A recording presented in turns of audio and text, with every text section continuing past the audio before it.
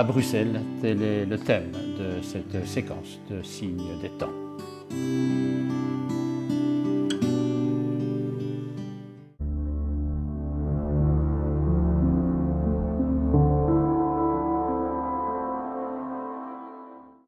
Un peu partout dans le monde, Noël se célèbre, et bien sûr à Bruxelles aussi. Et la crèche de Noël sur la grande place de la capitale est une des expressions de cette fête de Noël. Je vous invite à faire le détour si vous voulez découvrir et admirer cette belle crèche au cœur de la plus belle grande place du monde, comme on dit.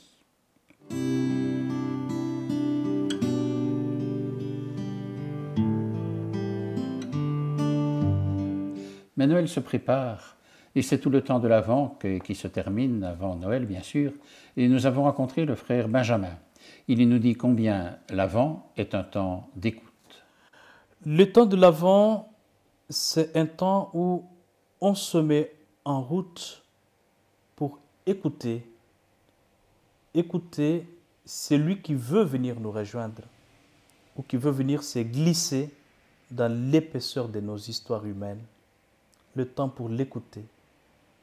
Le temps pour l'accueillir, le temps pour le laisser établir sa crèche au fond de nos cœurs. C'est le temps des veilleurs. C'est le temps des veilleurs. Aujourd'hui, Noël se dit à travers toutes les illuminations et tous les marchés de Noël, un peu comme celui de la place Sainte-Catherine à Bruxelles, au cœur des plaisirs d'hiver.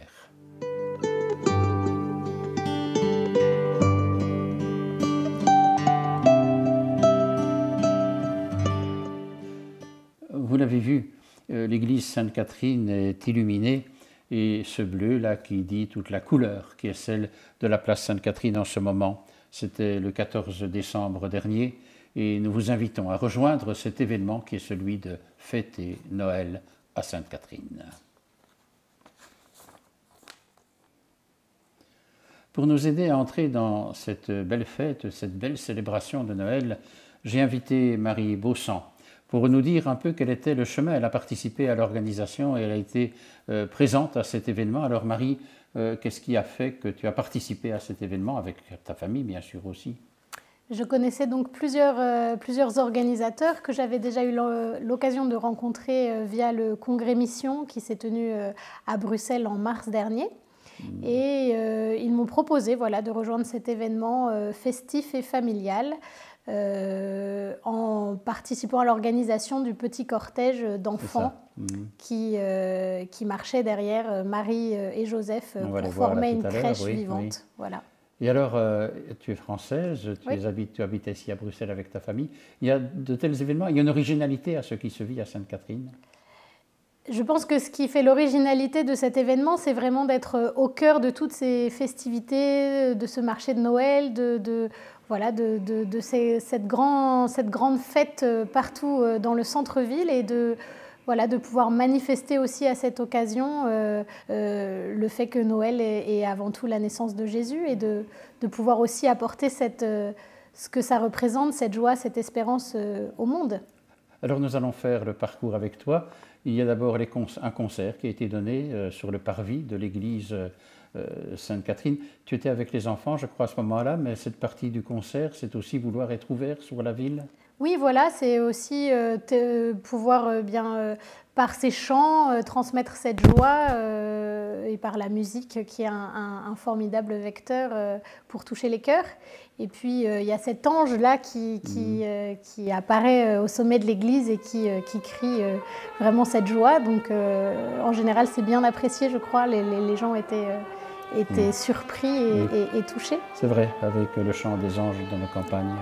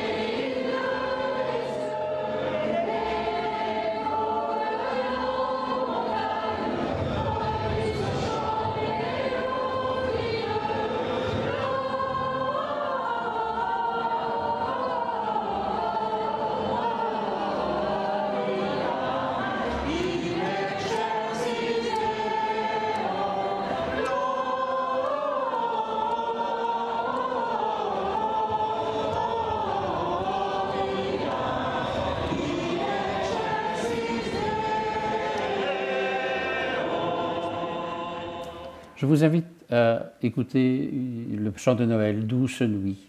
Et vous allez voir, la caméra de Christian va faire un panorama qui permettra de voir le monde qu'il y avait devant l'église Sainte-Catherine pour participer à ce concert.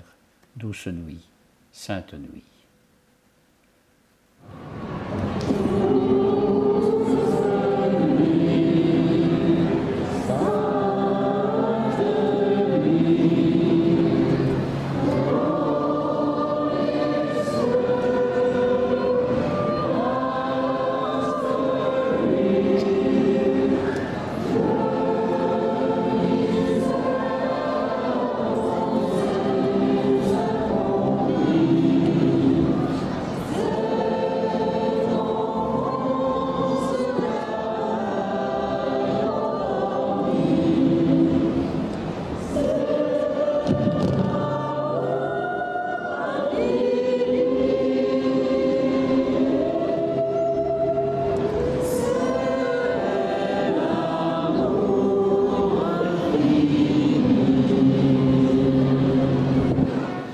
Marie, alors il y a le cortège, tu y as participé, tu l'as organisé avec les enfants. Vous veniez d'où? Parce que finalement on a vu avec des grandes torches, avec des bougies que vous arriviez.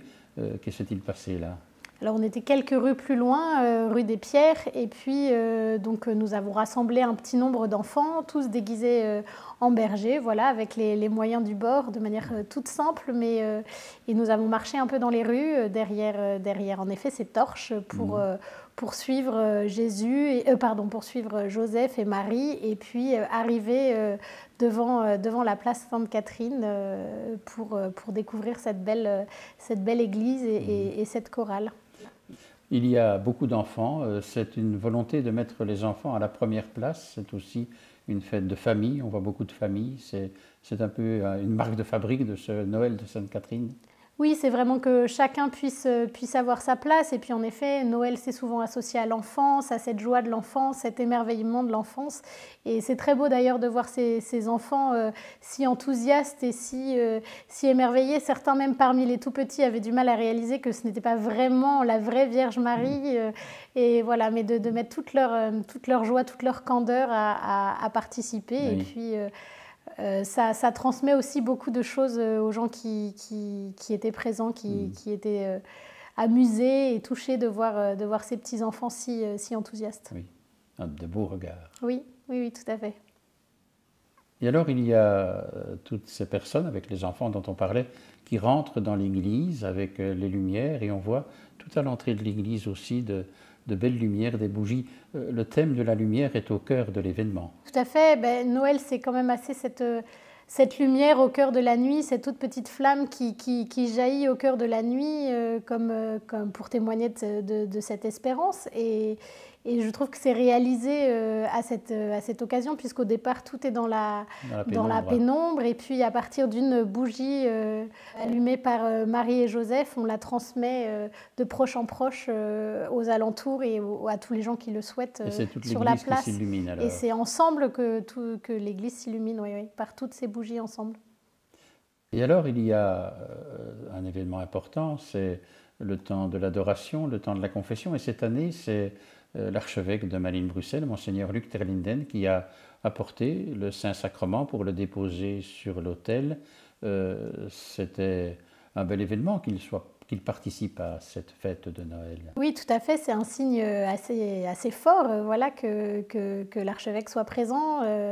Nous, organisateurs, nous en avons été très touchés. Et les personnes, alors je pense que comme il y a aussi beaucoup de personnes qui ne sont pas spécialement croyantes, voilà, ça n'évoquait peut-être pas quelque chose pour eux, mais les quelques personnes qui le connaissaient ont été très marqués de le voir et en effet qu'il participe, montre son intérêt pour un tel événement. Et les chants qui accompagnaient alors maintenant le début de l'adoration et le temps des confessions, les chants étaient animés par la fraternité de Tibériade, que l'on connaît aussi. Oui, on a beaucoup de chance. Ils savent très bien faire ça. Et c'est aussi très beau de tels événements où on peut associer les forces et les charismes de chacun pour faire quelque chose ensemble.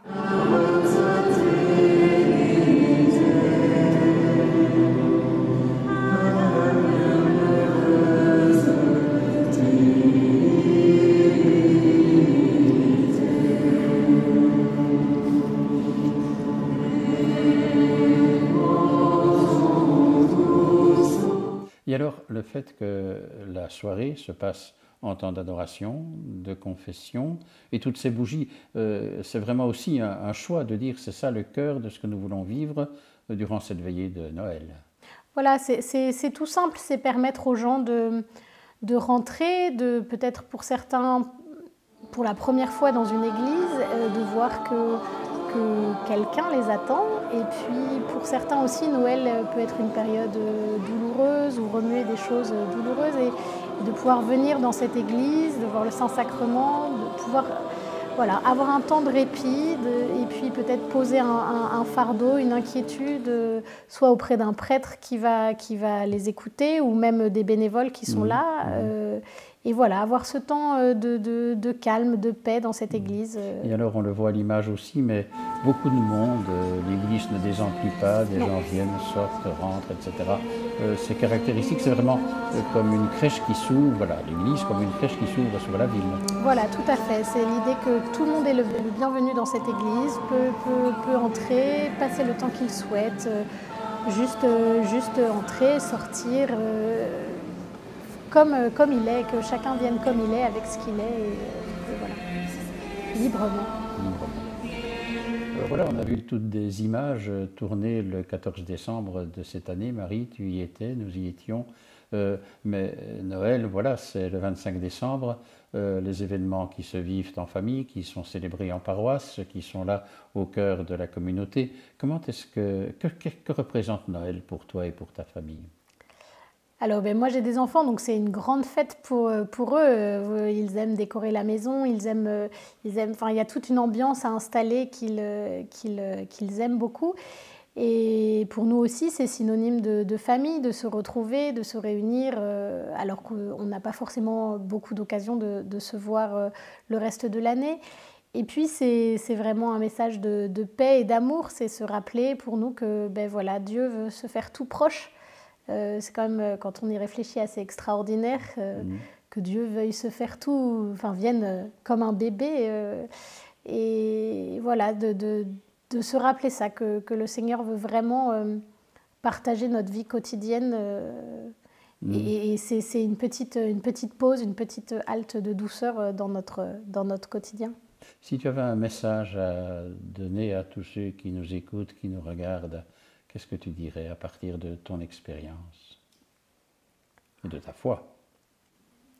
Voilà, que vraiment, on peut imaginer Dieu très très loin et en fait, il veut vraiment venir habiter dans la petite crèche de notre cœur, en fait, dans toutes nos vies toutes simples, toutes ordinaires, où dans tous nos actes, quand on va travailler, quand on est avec nos enfants, quand on fait des courses, voilà, que le Seigneur veut vraiment être avec nous dans tous ces moments-là, dans la peine et dans la joie aussi.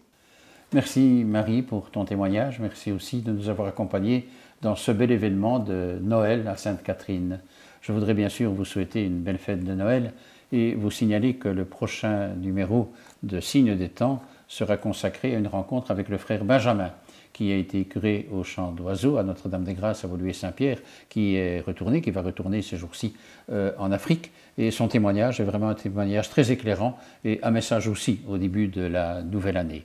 Je voudrais aussi remercier Marie et sa famille de nous avoir accueillis chez elle pour l'enregistrement de cette séquence de Signes des Temps. Je vous souhaite une belle fête, une sainte fête de Noël, une belle année déjà, une bonne année 2025 et vous fixe rendez-vous très bientôt. Au revoir et merci à vous.